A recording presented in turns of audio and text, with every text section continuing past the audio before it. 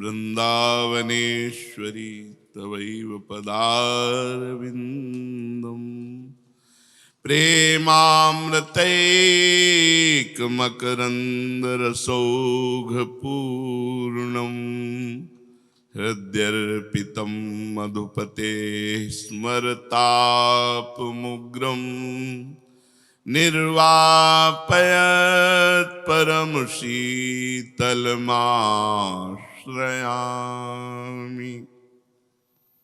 बहुत सावधानी पूर्वक जो साधना करते हैं वो साधक, और जो विषय में फिसल जाते हैं वो साधक, दो प्रकार के भ्रष्ट साधक कहे गए। योग भ्रष्ट, जो सावधानी पूर्वक साधना किए पर तत्परता में कमी रह गई तो भगवत प्राप्ति नहीं हुई, एक योग भ्रष्ट ये। और एक वो योग भ्रष्ट वे कि सावधानी करना चाहते थे पर इंद्रियां और मन उन्हें विवश करके विषय में फंसा दिए। तो जो इंद्रियां और मन के विवश होकर भोगों में फिसल गए, उनकी गति तो आपने कल सुनी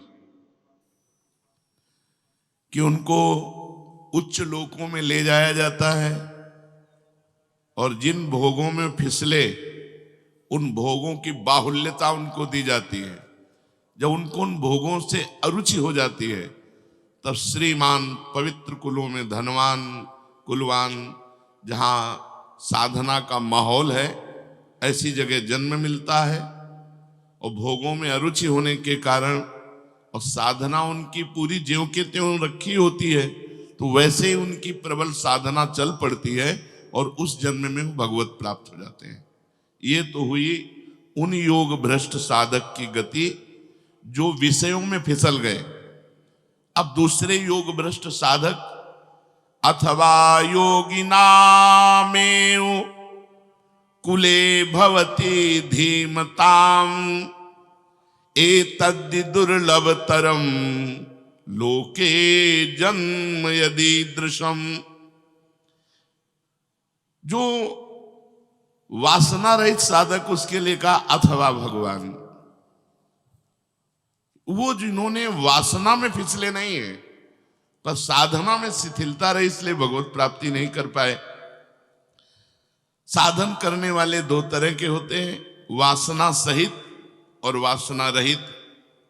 जिसको साधन अच्छा लगता है, साधना में रुचि हो जाती है, परमात्मा प्राप्ति का उद्देश्य बनाकर साधन में लग जाता है, पर उसको भोग भी अच्छे लगते हैं, ये वासना सहित साधक है, जिसकी कल चर्चा हुई। वो स्वर्ग आदि लोकों में बहुत वर्षों तक भोग भोग करके फिर श्रीमानों के घर जन्म लेता है। अब दूसरा साधक, जिसके लिए भगवान ने कहा एतद् दुर्लभतरम लोके जन्म यदीदृशम, ये दुर्लभ जन्म होता है। वो विषयों से भ्रष्ट नहीं हुआ, पर साधन में जो तत्परता चाहिए थी वो तत्परता नहीं ले पाया, इसलिए उसे भगवत प्राप्ति नहीं हो पाई। ये महान पुरुष है, ये विषयों में भ्रष्ट नहीं हुआ।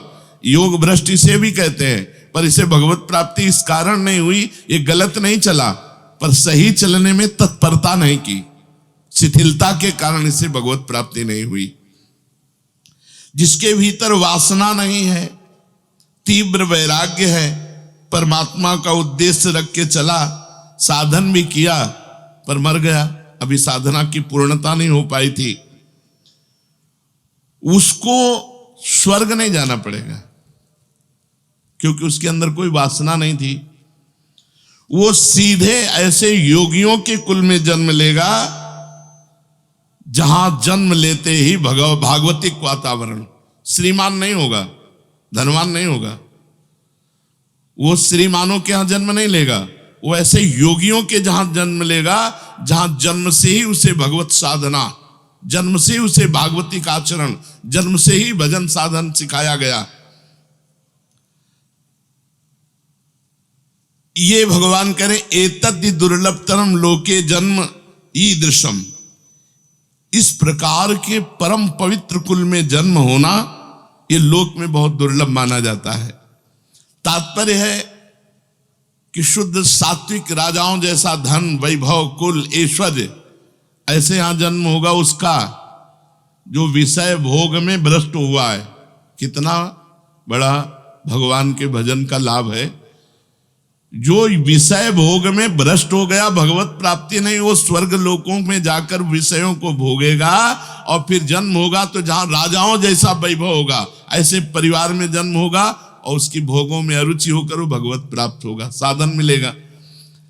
लेकिन जिसके हृदय में वासना ही नहीं थी तो वो ऐसे घर में पैदा होगा जहां श्रीमान नहीं होगा, वहां केवल भगवान की भक्ति होगी। जैसे कितने गरीब महाभागवत हुए, ऐसे के घर में जन्म होगा उसका। और वहां सांसारिक भोग चर्चा नहीं, उसको वहां का वायुमंडल, दृश्य और तत्वज्ञ महापुरुषों का आना, उसके यहां जिस घर में तत्वज्ञानी महापुरुषों का आना और उसका संबंध होना, वो बचपन से ही साधना में लग जाएगा। इसलिए ऐसे योगियों को श्रीमान कुलों में जन्म नहीं दिया जाता, धनवान कुलों में जन्म, सीधे योगियों के कुल में जन्म दिया जाता है। इसको भगवान कह रहे हैं कि एतद् दुर्लभतरम लोके जन्म यदि दृश्यम, ऐसा दुर्लभ जन्म किसी किसी को प्राप्त होता है। महान कुल, पवित्र कुल, भगवान की साधना जिस कुल में चल रही, जन्म हुआ और बड़े बड़े तत्वज्ञानी महात्माओं का आगमन, सीधे बाल्यावस्था से ऐसे संस्कार बने, वो भगवान के भजन में तन में दो प्रकार से योग भ्रष्ट बताए, एक वासना सहित योग भ्रष्ट और एक वासना रहित योग भ्रष्ट। तत्र तम बुद्धि संयोगम लभते पौर्वदेहिकम यतते च ततो भूयः संसिद्धो कुरुनंदन। हे कुरुनंदन, वहां पर उसको पहले मनुष्य जन्म की साधना संपत्ति तुरंत खोल दी जाती है। अनायासी घोर वैराग्य, अनायासी उसके अंदर दिव्य ज्ञान का स्फुरण होगा। क्या है संसार, कौन है संसार में, मेरा लक्ष्य क्या है। फिर वो जो साधन संपत्ति प्राप्त हुई, उस साधन संपत्ति लेकर वो निकल पड़ा, टिकेगा नहीं, वो निकल पड़ा और अपने जीवन को साधना के द्वारा जो अधूरी रह गई थी वो पूरी करके भगवत प्राप्ति कर लेगा।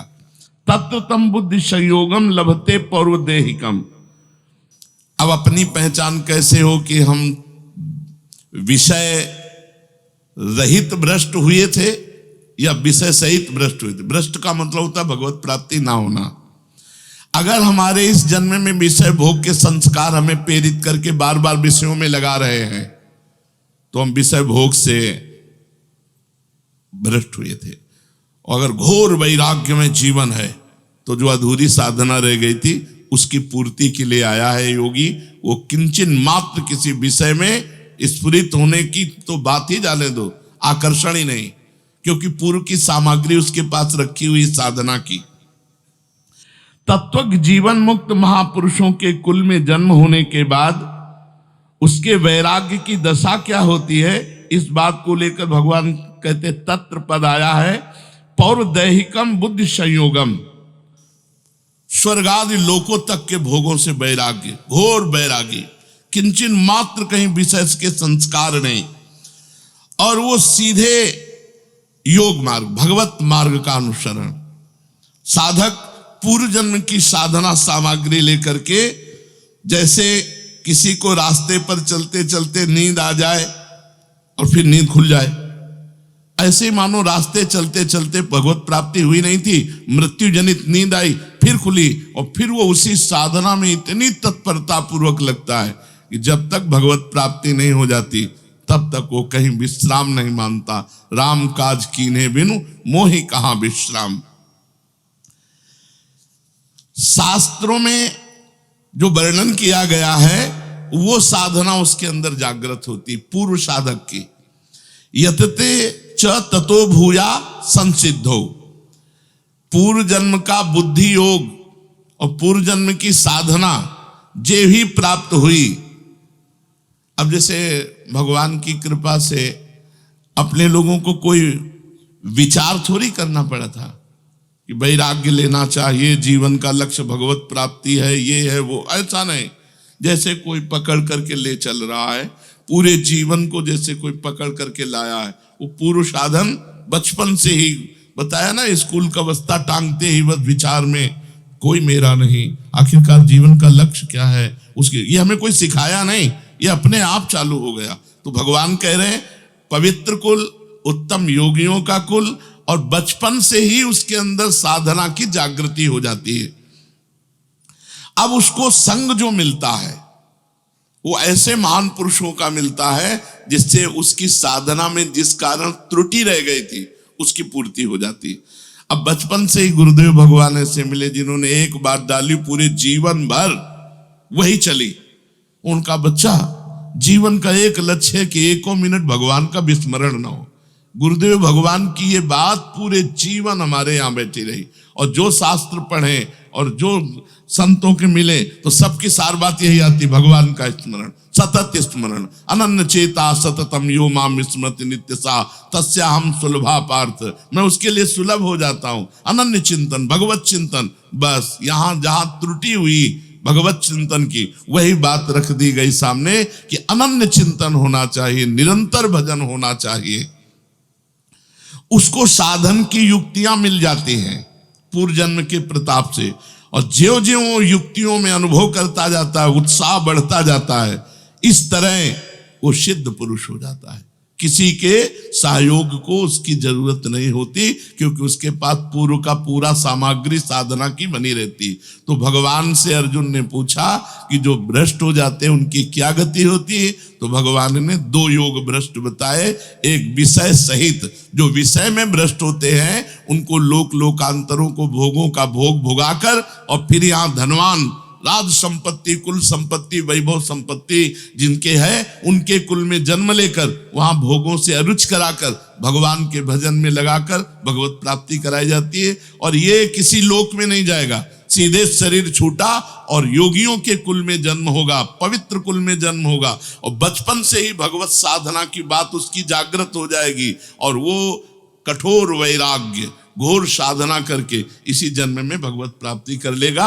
अर्थात दोनों को भगवत प्राप्ति होगी, दोनों महासुख में रहेंगे, किसी में कमी नहीं रहेगी। इसलिए भजन करने वालों का दसों दिशाओं में मंगल ही होता है। भाव कुभाव अनख आलसहु, नाम जपत मंगल दिश दशहु। पूर्वाभ्यासेन तेनैव ह्रियते रवसोऽपिशः, जिज्ञासुरपि योगस्य शब्द ब्रह्माति वर्तते। वो जो श्रीमानों के कुल में जन्म हुआ या वो जो योगियों के कुल में जन्म हुआ, अब वो भोग में वशीभूत नहीं होगा। पूर्वाभ्यास जो उसका भजन का था, पहले जन्म में जो किया हुआ साधना है, वो उसको खींचता है परमात्मा की तरफ, भगवान की तरफ खींच। बिल्कुल ऐसे दिखाई दे रहा था जैसे मुझे कोई खींच रहा है, भागो संसार से भागो, एकांत सेवन करो, निरंतर भजन परायण रहो, संत महात्माओं का संग करो, भागो स्वयं संत बनो। ये बिल्कुल अंदर होता था, हमको किसी ने नहीं कहा, किसी ने सिखाया नहीं, किसी के संग का प्रभाव नहीं पड़ा, स्वयं खींच रहा था, भागो संसार से। हम अपने हृदय को हम जानते हैं ना, नहीं तो 13-14 वर्ष की अवस्था में कौन माई बाप को छोड़कर भागता है। या तो किसी संत के हाथ पकड़े तो भाई वो संत का प्रभाव उनको कोई नहीं, स्वयं ये स्वयं साधन सामग्री खींचती है। पूर्वाभ्यासेन तेनैव ह्रियते हर्वशोऽपिशा, जिज्ञासुरपि योगस्य शब्द ब्रह्माति वर्तते। जो योगियों के कुल में योग भ्रष्ट, जैसी उसे साधना की सुविधा मिलती है, वायुमंडल मिलता है, संग मिलता है, शिक्षा मिलती है, वैसी ही साधना, वैसा ही संयोग उसको मिलेगा जो वैभव संपन्न के कुल में। घाटा तो किसी में नहीं हुआ। अगर वो विषयों में भी भ्रष्ट हो गया तो भी उसे भगवत प्राप्ति होगी, जो योग भ्रष्ट हो गया उसको भी भगवत प्राप्ति होगी। अंतर केवल इतना होगा कि विषय भोगी को अन्य लोकों में जाकर विषय सुख भोगना पड़ेगा, उसमें अरुचि होनी होगी। भगवान कह रहे हैं कि उसको फंसेगा नहीं। मान लो धन संपत्ति कुलवान के घर में जन्मा तो सुख सुविधा में फंसेगा नहीं, वो छोड़ करके भगेगा, क्योंकि उसका पूर्वाभ्यासेन तेनैव ह्रियते हर्वशोऽपिवा, उस साधना के बसीभूत होकर घसीटता हुआ साधन उसे परमात्मा की तरफ खींचेगा। जिज्ञासुरपि योगस्य सद् ब्रह्मादि वर्तते। अर्जुन का प्रश्न था कि साधना में लगा हुआ साधक, प्रयत्न वाला, यदि अंत समय भगवत प्राप्ति नहीं कर पाया, विचलित हो जाता है, तो उसको क्या प्राप्त होता है? क्योंकि वो तो भ्रष्ट हो गया, भगवत प्राप्ति हुई नहीं। तो भगवान यहाँ उसकी गति का वर्णन करते हैं कि उसका पतन नहीं होता, जो विषयी होता है, जितेंद्रिय नहीं हो पाया, वो अन्य लोकों में भोग भोग कर श्रीमानों के कुल में जन्म लेता है, और जो योग से वासना रहित होकर के भगवत प्राप्ति नहीं कर पाया है, उसको कुलवान, जो भगवान के प्रेमी जन हैं, जो योगी जन हैं, उनके यहाँ जन्म। लेकिन दोनों को साधन सामग्री परमात्मा की तरफ खींचती है, और उसे ऐसे तत्वज्ञानी महापुरुषों का संग मिलता है, जिनके संग से उसे भगवत प्राप्ति हो जाती है। प्रयत्न देता मानस्तु योगी संशुद्ध किल्बिषः अनेक जन्म संसिद्ध ततो याति पराम गति। भगवान कह रहे हैं वो प्रयत्न पूर्वक फिर प्रयास करता है भगवत प्राप्ति का, पर जिसके संपूर्ण पाप नष्ट नहीं हो गए, उसे ऐसे कई जन्म लेना पड़ेगा। अपने लोग घबराना मत, अपने वृंदावन वासी हैं, अपने तो कोई परेशानी की बात नहीं। अपने को जैसे होता ना सरकारी सपोर्ट मिलना, और एक अपनी तरफ से पढ़ लिख कर सरकारी पद में जाना, तो सरकारी सपोर्ट मिला हुआ है अपने को। जे हिरेनु पर मरिबो मंगल आए, यहां केवल प्राण त्यागने मात्र से भगवत प्राप्ति है, और अन्य जगह की हुई साधना के अनंत गुना यहां की साधना का लाभ है। अब जैसे हमने शास्त्रों में पढ़ा कि घर में की जाए जो एक माला, और एक माला गौशाला में की जाए, तो घर में की हुई 1000 मालाओं के समान गौशाला की एक माला होगी।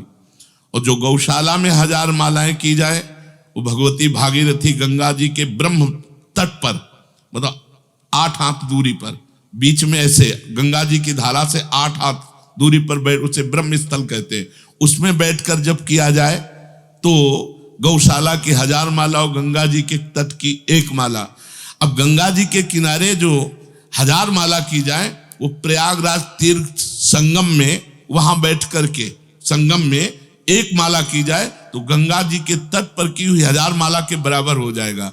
और प्रयागराज संगम के तीर्थराज के तीर्थ स्थल पर जो 1000 माला की जाए, वो काशीपुरी में एक माला की जाए तो उसके बराबर हो जाएगी। भगवान विश्वेश्वर विश्वनाथ जी की नगरी है, और काशी में हजारों मालाएं की जाए और वृंदावन में एक बार बोल दिया जाए तो बराबर हो जाएगा। अब आप विचार करो, वृंदावन धाम की बराबरी कोई कैसे कर सकता है?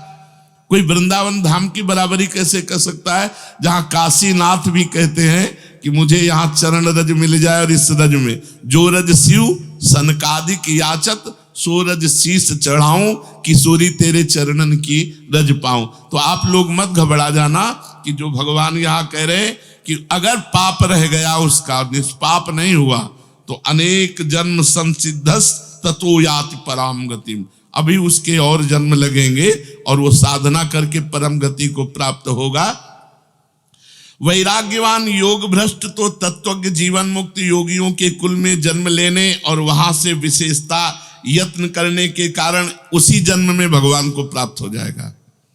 लेकिन जो श्रीमानों के कुल में जन्म हुआ, विषयी रहा, तो अन्य लोकों में भोग भी भोगा, अरुचि भी हुई, पर कुसंग हो गया तो फिर विषय जाग गया, उसे कह रहे हैं अनेक जन्म संसिद्ध हो।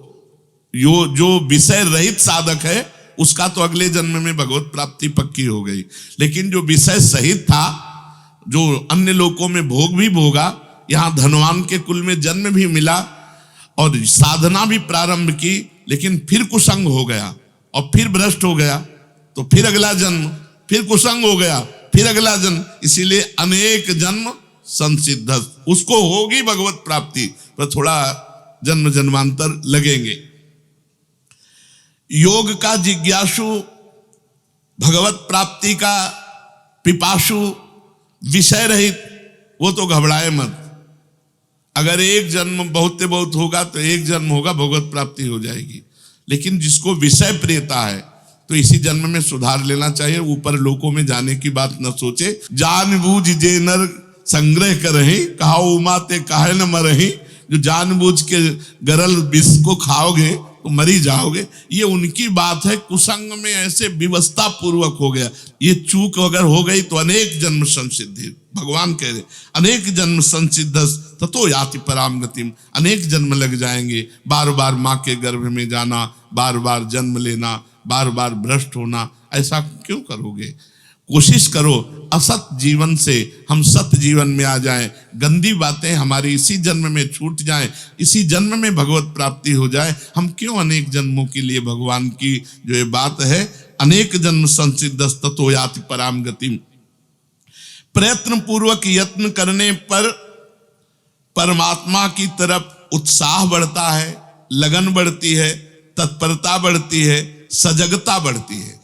यदि सजगता नहीं रही, एक शब्द केवल नहीं रहा, तो अनेक जन्म हो जाएंगे।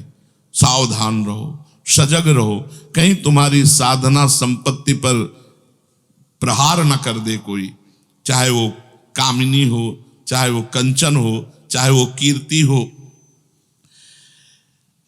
संशुद्ध किलबिषः, जब तक उसके सारे पाप नष्ट नहीं हो जाएंगे, परमात्मा की तरफ चलने पर भोगों की तरफ खिंचाव जो होता है पाप के कारण होता है। मान अच्छा लगता है पाप के कारण, बड़ाई अच्छी लगती है पाप के। मान बड़ाई इच्छा अगर थोड़ी भी रही तो अगला प्रोग्राम निश्चित है। अंदर की तरफ हमारे खिंचाव भोगों का, स्त्री भोग का या पुरुष भोग का, अंदर की तरफ खिंचाव संग्रह रुपया का, अंदर की तरफ खिंचाव मान बड़ाई का, यह है असावधानी। साधक मारा जाएगा, अनेक जन्म लग सकते हैं। जो प्रयत्न पूर्वक यही इनको नष्ट कर देता है। कबीरदास जी का जब बहुत यश कीर्ति बढ़ी तो वहां की वैश्या के पास गए, उनके चरित्र में आता है, और कहा कि बहन केवल आज भर की तुम्हारी सेवा बताओ क्या है। उनका महाराज आप जानते हो कहाँ आए हो, आने मात्र से आपका अपमान हो जाएगा। आप जहां आए हो इसी बात से आपका अपमान हो जाएगा। बोले वही करवाना चाहते हैं।